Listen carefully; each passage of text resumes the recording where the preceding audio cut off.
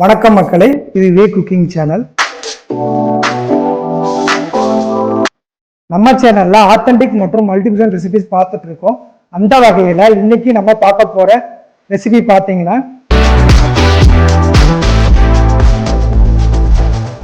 Madurai special ஜிகிர்தண்டாவை வீட்டில் எவ்வளவு ஈஸியா சுலபமா செய்யலாம்னு பார்க்கலாம். அதுக்கு தேவையான பொருட்களை பார்க்கலாம் வாங்க. Buffalo milk 250 ml, full cream milk 500 ml, நன்னாரி சிரப் 60 ml, பாதாம் பிசின் 10 gram, sweetless Goa 50 gram, sugar 300 gram. அடுத்த பற்ற வச்சிடலாம்.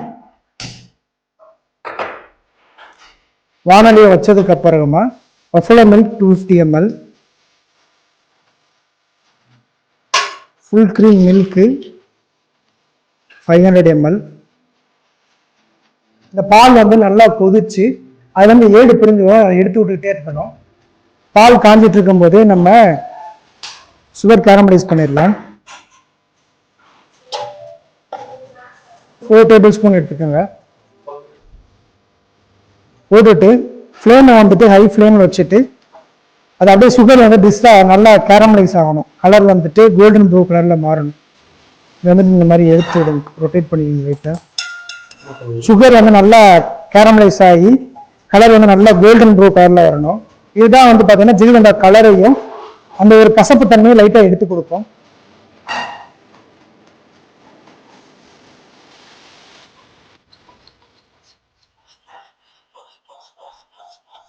இந்த மாதிரி ரொம்ப கடாய் ஹீட் ஆயிடுச்சுன்னா சிம்மில் வச்சுக்கோங்க.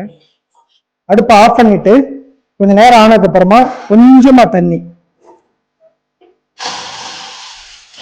தெரிக்கும். அதனால கொஞ்சம் பத்திரா கொஞ்சம் தண்ணி சேஃபா பண்ணிட்டு நல்லா கலக்குங்க.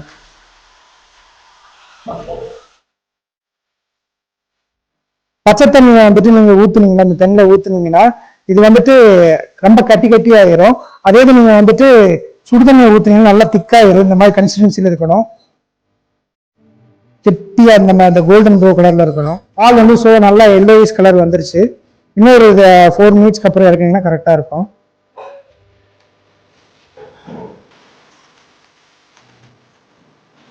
இதுல இந்த மாதிரி திக்கு கன்சிஸ்டன்சில வரணும். லைட் எல்லோ கலர்ல வரணும். வந்ததுக்கு அப்புறமா சுகர் ஆட் பண்ணிக்கோங்க. சுகர் ஒரு 300 கிராம் போடுவாங்க.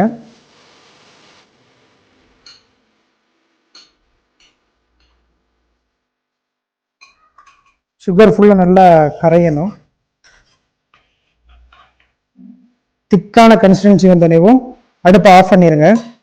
ஸ்வீட்லெஸ் கோவா 50 கிராம் இந்த பால் காய்ச்சல சேர்த்துக்க. திக்கான பாலில் சேர்த்துட்டு கொஞ்சம் ஹீட்டாக இருக்கும் போதே நல்லா கலக்கி விட்டுக்கோங்க.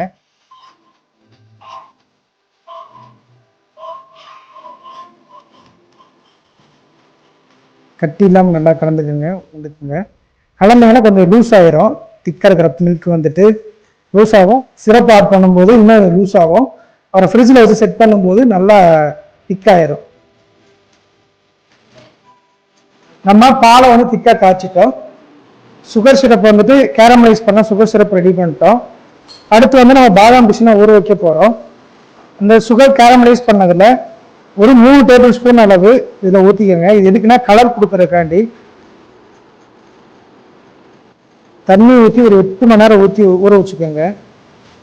நல்லா பால் நல்லா ஹீட்டை குறைஞ்சதுக்கு அப்புறமா இந்த சுகர் சிரப்பை இதில் ஊற்றிட்டு நல்லா கலந்துக்கோங்க. இது எதுக்கு நம்ம ஊற்றுறோம்னா கலருக்காகவும் அந்த லேசா கசப்பு தன்மைக்காண்டி நம்ம இதை ஊற்றிருக்கோம், மிக்ஸ் பண்ணி வச்சிருக்கோம்.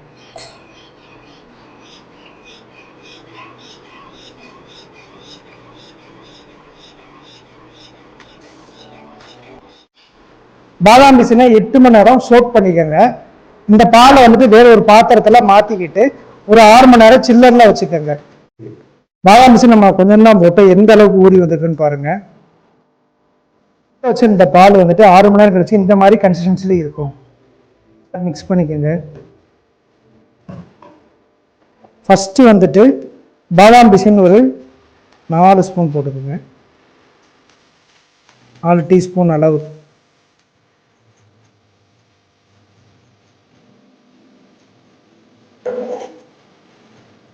நன்னாரி சிரப் இது வந்து பார்த்தீங்கன்னா ஒரு 2 டேபிள் ஸ்பூன் போட்டுக்கோங்க.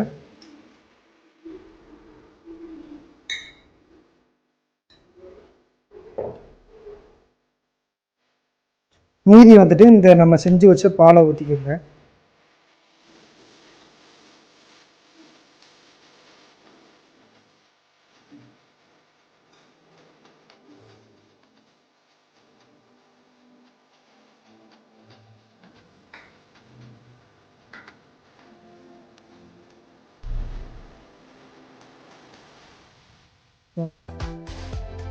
லாஸ்ட்ல மேல ஒரு ஸ்கூப் ஐஸ்கிரீமை வச்சு சர்வ் பண்ணுங்க.